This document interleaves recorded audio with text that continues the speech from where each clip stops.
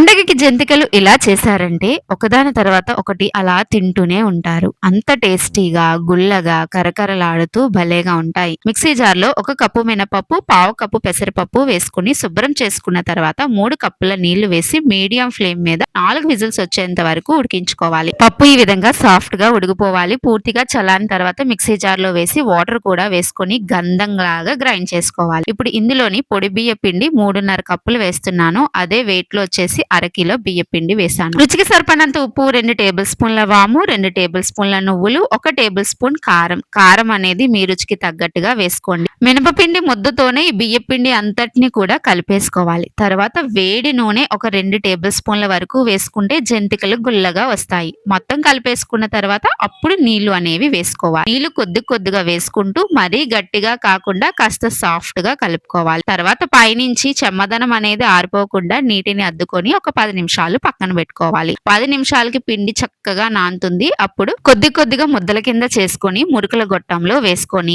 జంతికల కింద వేసేసుకోవడమే. అయితే నేను చిన్న సైజులో వేసుకుంటున్నాను. పెద్ద సైజులో కూడా వేసేసుకోవచ్చు. మనకి ఈ విధంగా ఒక ప్లేట్ లో వేసుకుంటే ఈ విధంగా చేతికి సింపుల్ గానే వచ్చేస్తుంది. బాగా కాగుతున్న ఆయిల్ లో వేసేసి హై ఫ్లేమ్ మీద ఫ్రై చేసుకోవాలి. పూర్తిగా వేగిపోయాక బుడగలు రావడం తగ్గిపోతుంది. అప్పుడు ఒక ప్లేట్ లోకి తీసేసుకోవడమే. అంతేనండి, మినప జంతికలు రెడీ.